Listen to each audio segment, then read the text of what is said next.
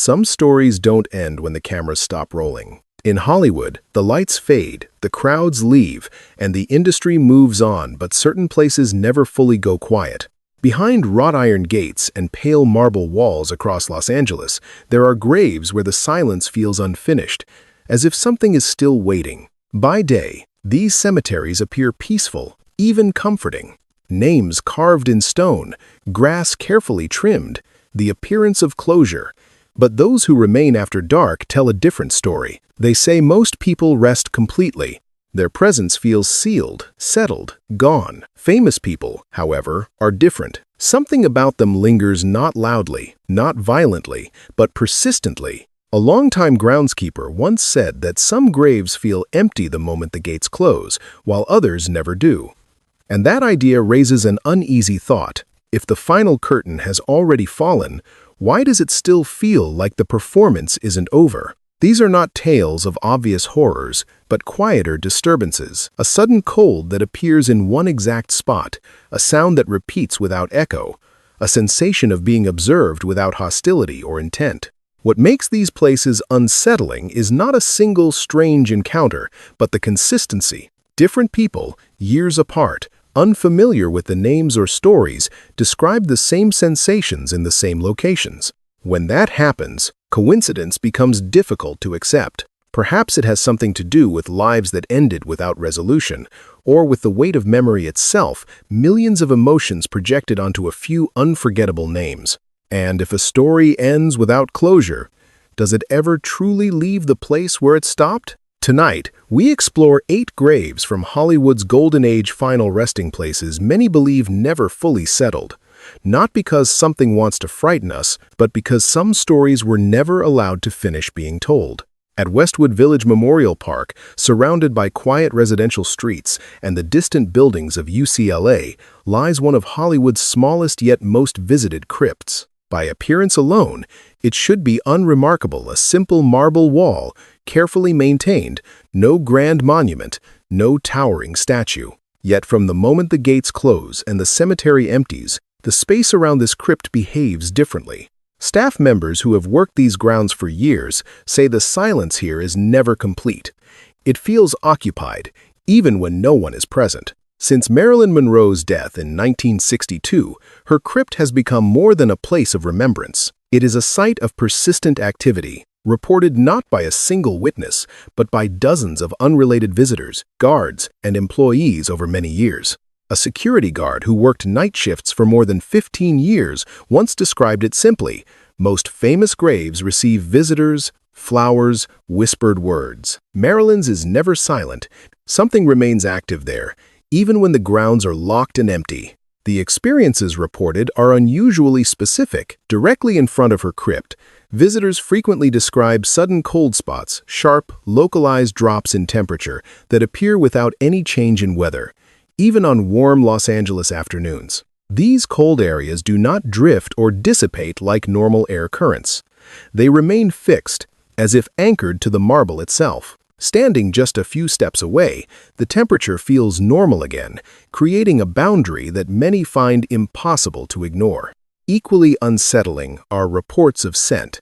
Numerous visitors have independently described the distinct smell of Chanel No. 5. Marilyn Monroe's signature perfume, appearing near the crypt when no one nearby is wearing fragrance.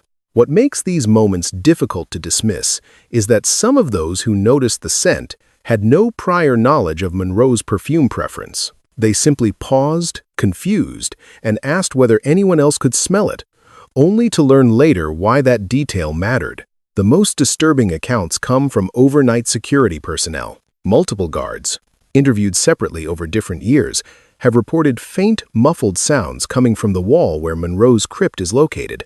Not voices that can be understood, and not loud enough to echo, but soft sounds that feel private, almost intrusive to overhear. One guard, a former military serviceman known for his composure, reported hearing quiet crying from within the wall. He resigned the following day and refused to work night shifts again, saying only that some sadness should not be witnessed. Paranormal researchers suggest that if anything does linger here, it reflects both Marilyn Monroe's life and the way it ended, a life defined by visibility and attention, yet marked by deep fears of isolation. Those who investigate the site often describe the energy not as threatening or aggressive, but unsettled, searching, and emotionally charged. A medium who conducted sanctioned after-hours investigations noted that the presence feels less like something trapped and more like something still seeking connection. Whether these experiences represent something unexplained or the psychological weight of one of Hollywood's most enduring icons, the pattern remains consistent. Cold spots, phantom perfume, sounds that emerge only when no one is meant to hear them, and a crypt that never seems to empty. If someone spent their entire life surrounded by people yet never truly felt accompanied, it raises an uncomfortable possibility. Perhaps the silence here is not empty at all, only waiting. Not far from Marilyn Monroe's resting place, within the same grounds of Pierce Brothers' Westwood Village Memorial Park, lies another niche that staff rarely describe as peaceful. At first glance, there is nothing dramatic about it. The stone looks like countless others nearby. The path leading to it is narrow, quiet, easily overlooked.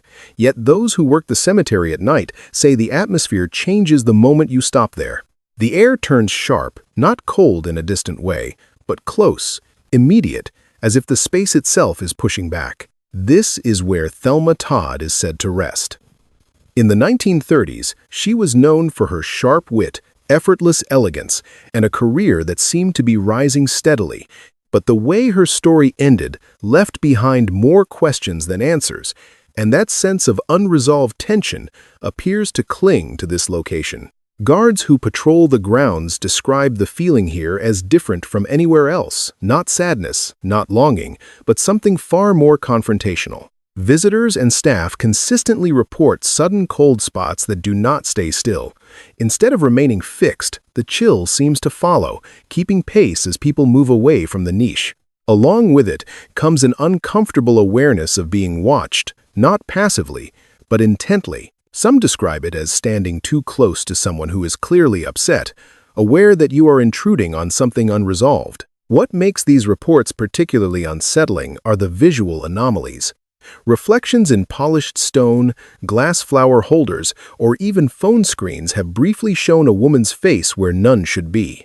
The sightings are always fleeting, always peripheral, vanishing the moment someone looks directly. Yet the descriptions are remarkably consistent, matching Thelma Todd's features with an accuracy that leaves little room for coincidence. Electronic disturbances are also common here. Cameras malfunction without warning. Battery-powered devices drain rapidly.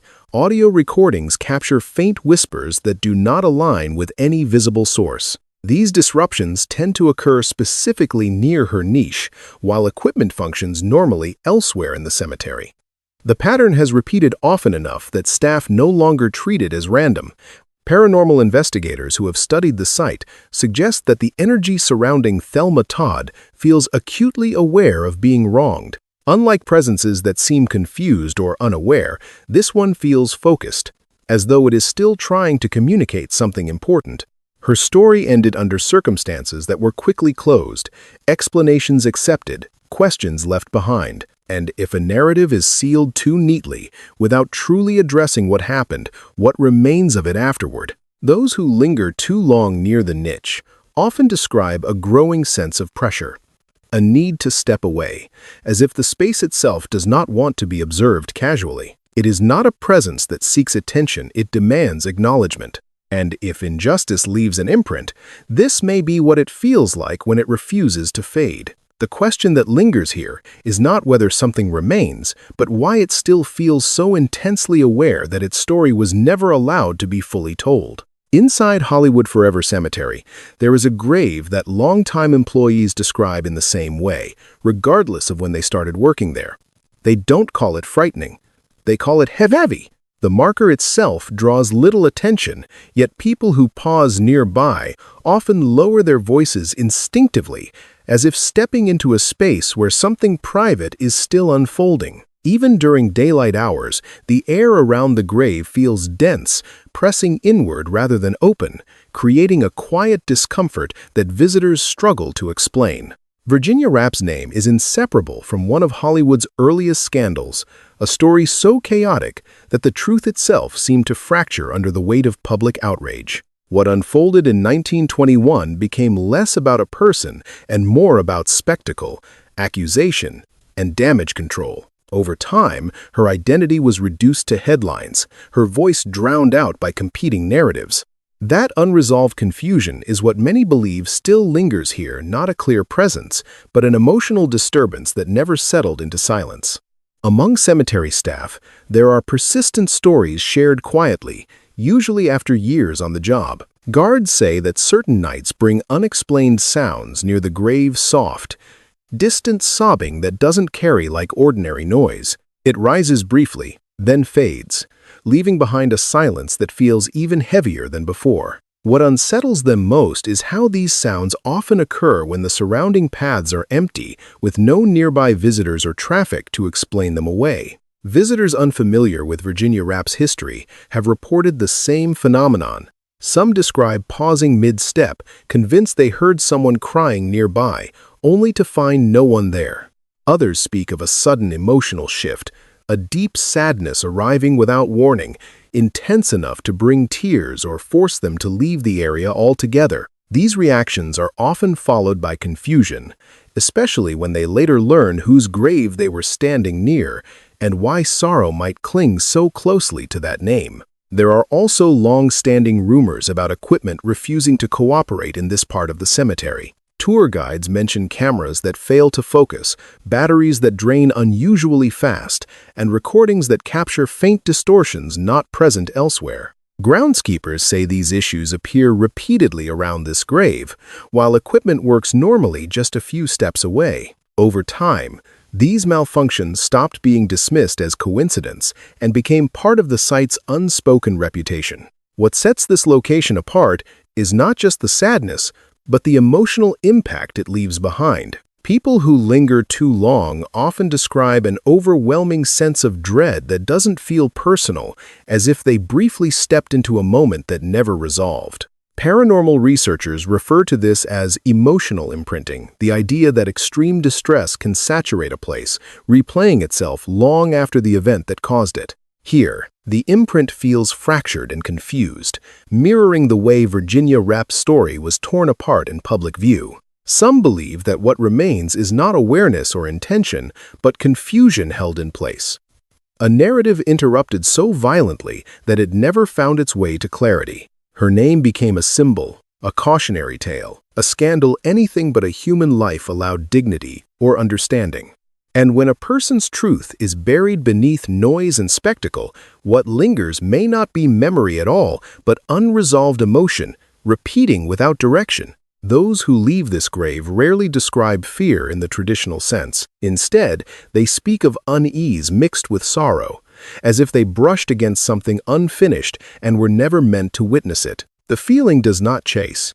It does not announce itself. It simply waits, pressing quietly into anyone who stands there long enough. And if a story is never given the chance to settle, perhaps it continues not as a presence, but as a wound that never learned how to close. Deep inside the mausoleum at Forest Lawn, Glendale, behind a heavy bronze door marked with a single name, lies one of Hollywood's most unsettling resting places. Visitors often notice it before they are told whose crypt it is.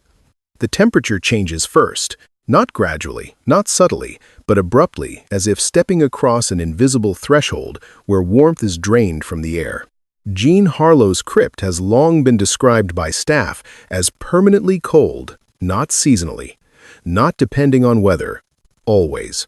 Even on the hottest California afternoons, the air directly in front of her resting place drops sharply, creating a distinct boundary that visitors feel the moment they cross it.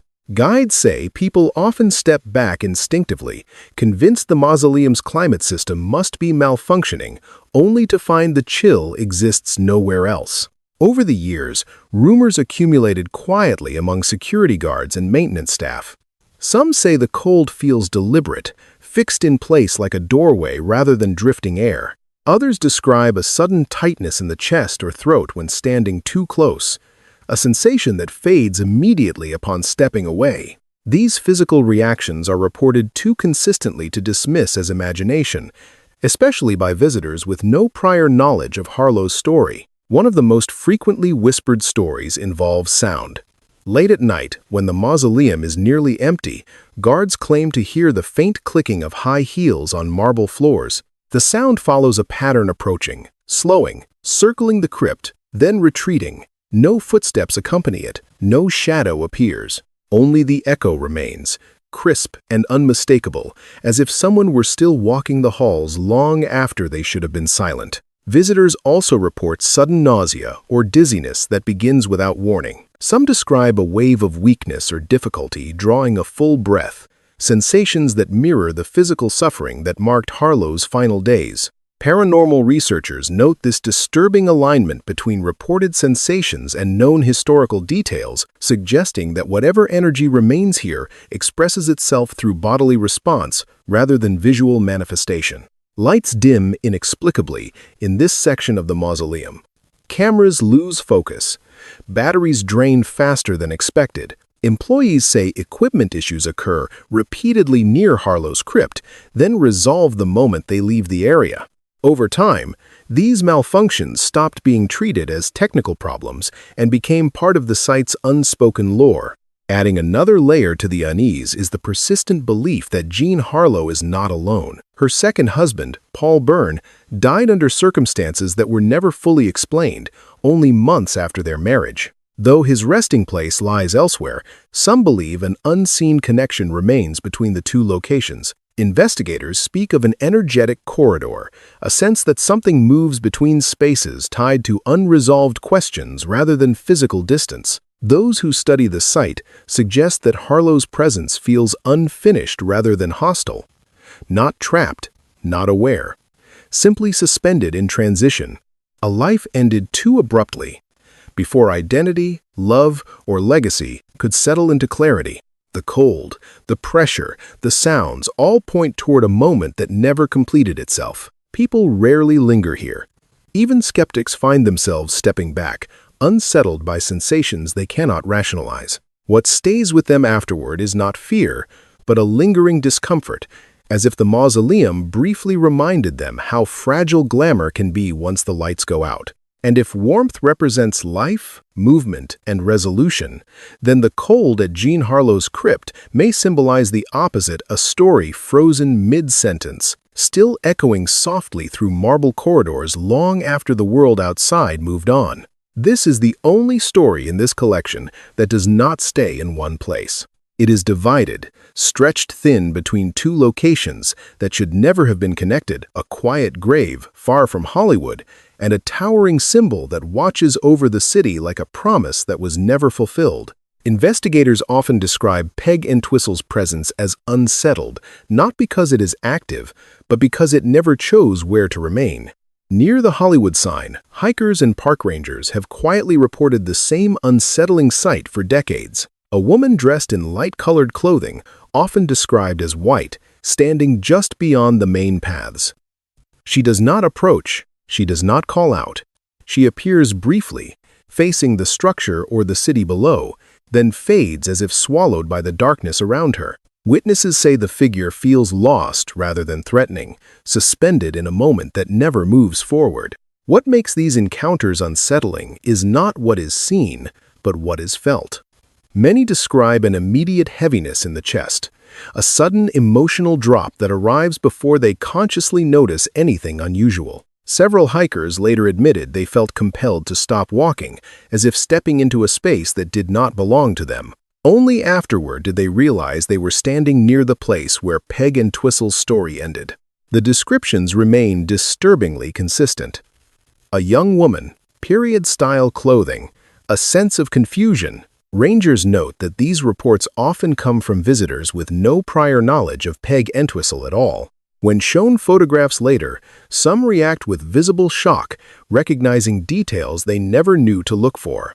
This consistency over decades has turned casual sightings into quiet legend. Unlike other Hollywood hauntings, this presence does not linger at a grave. Peg Entwistle's body rests far away, yet her presence is most often felt at the sign itself, the symbol of ambition, arrival, and belonging. Some believe this split reflects a life caught between two worlds, the stage, where she was respected, and the film industry, where silence followed opportunity. One place represents promise, the other represents disappearance. Those who encounter the figure rarely describe fear. Instead, they speak of sorrow mixed with disorientation, as if they briefly witnessed someone realizing they were never meant to be there. The figure never turns fully toward the observer. It never acknowledges being seen. It simply exists long enough to be noticed, then withdraws. Investigators suggest this is not a presence seeking attention, but one trapped in a moment of expectation. Not arrival, not departure, just waiting. A story paused at its most painful frame. And because the Hollywood sign is not just a structure but an idea, some believe it holds the emotional residue of countless dreams that ended quietly, without witnesses. If Peg Entwistle's presence remains divided, it may be because her story was never allowed to settle in one place. Her name faded, her work was eclipsed, her final image became larger than her life. And so, what lingers is not memory, but the sensation of being lost at the very place that promised direction. Even today, people leave the area feeling unsettled, unsure why the hill felt heavier than it should have. The city glows below, full of movement and noise. The sign stands unchanged. And somewhere near it, a figure is said to remain not falling, not leaving, just standing still in a moment that never learned how to end. At Mountain View Cemetery in Altadena, there is nothing dramatic about George Reeves's marker. No statues, no grand structure, just a modest grave that blends quietly into the hillside. And yet, visitors who stop here often report the same unease, a sense that something abrupt happened and never fully finished unfolding. George Reeves is remembered as television's first Superman, a figure associated with strength, certainty, and moral clarity. But the way his life ended left behind questions that were never settled into a single truth. Those unanswered edges, many believe, still cling to this place. The most disturbing accounts tied to his grave are not visual, they are auditory. Multiple visitors, across decades, have described hearing a sudden sharp sound while standing nearby. Not an echo, not a distant noise carried on the wind. A single, abrupt report, loud, contained, and immediately followed by complete silence. Those who hear it often freeze in place, convinced for a moment that something has just happened behind them. When they turn, there is nothing. No movement, no explanation.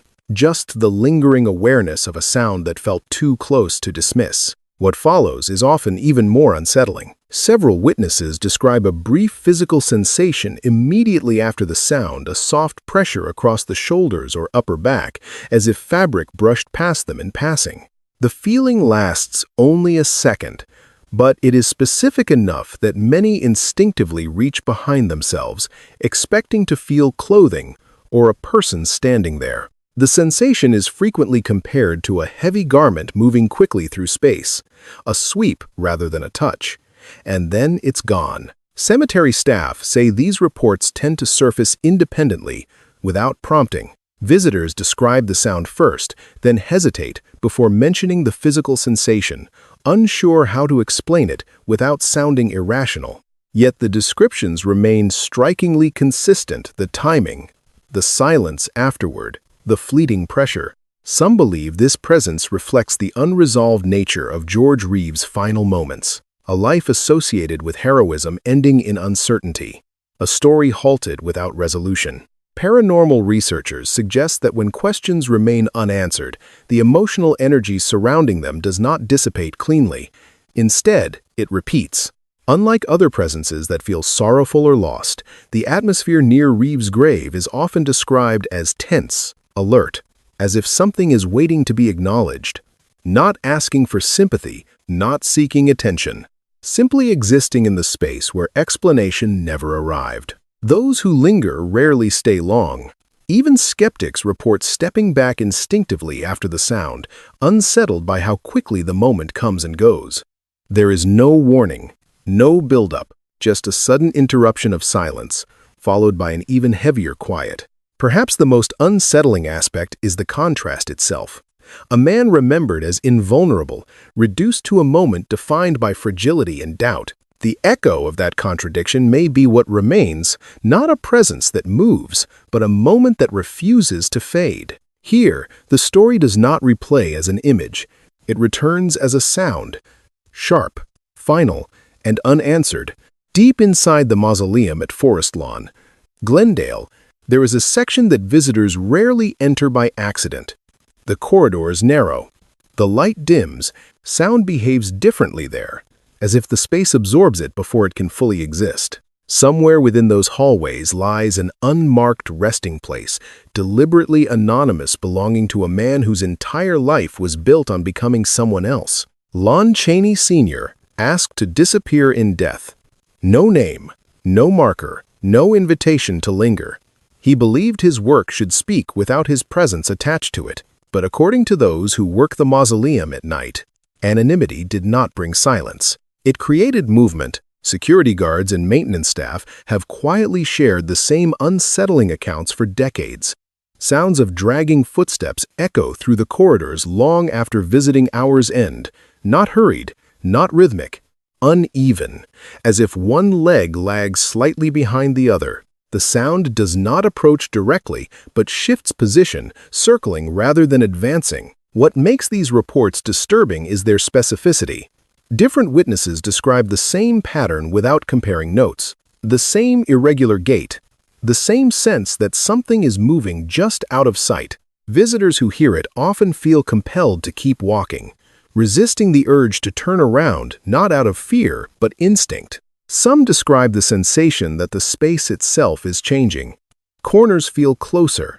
Shadows feel thicker.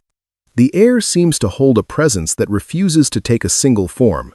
People report the feeling that whatever is there cannot decide how it should exist, as if it is still rearranging itself. This aligns disturbingly well with Chaney's life. Known as the Man of 1,000 Faces, he transformed his body into expressions of pain, distortion, and suffering long before visual effects existed. He reshaped himself through physical strain, bending posture, altering movement, and enduring discomfort to bring characters to life. Identity, for him, was never fixed. Those who believe something remains say it does not feel aware or hostile. It feels active, practicing, as if the act of transformation never stopped, only the stage changed. The unmarked nature of the resting place means the presence is not anchored to a single point. It moves through the corridors freely, appearing as sound, pressure, or distortion rather than image.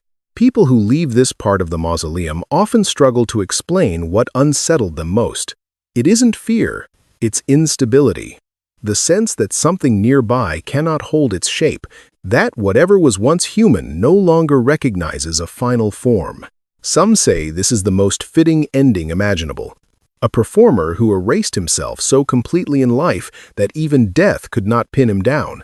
No face, no name, no stillness. And in the quiet halls where most stories finally stop moving, something is said to remain not watching, not waiting, but shifting, always shifting, a presence that never learned how to be just one thing. As the gates close and the paths grow quiet, one question lingers longer than the footsteps we leave behind. These graves were meant to mark endings, final points where stories stop moving, and yet, again and again, they refuse to remain still. Across these 8 resting places, the patterns are impossible to ignore. Not random, not identical. Each presence reflects something unfinished, a truth never settled, a role never released, a story taken out of its owner's hands before it could reach clarity. The sadness, the tension, the confusion do not drift aimlessly. They return to the same places, repeating the same sensations, as if memory itself refuses to let go. Perhaps what haunts these sites is not the individuals alone, but the machinery that created them. An industry that promised immortality, then demanded silence, that built legends, then erased the people behind them. In death, these figures may no longer perform, but the weight of what was unresolved remains. Those who work these cemeteries don't speak of fear. They speak of coexistence, of learning which paths feel heavier at night, of understanding that some stories do not end cleanly, and that respect matters even when answers never arrive. If these places feel alive, it may be because the world never allowed these stories to rest. And if something lingers, perhaps it does so not to frighten but to remind. If you felt the weight of these stories, you're not alone. And if one presence stayed with you longer than the others, consider why. Some stories choose their listeners. For more untold histories, quiet hauntings, and the shadows behind Hollywood's brightest legends, stay with us. Subscribe, leave a comment, and tell us which story followed you the longest after the screen went dark.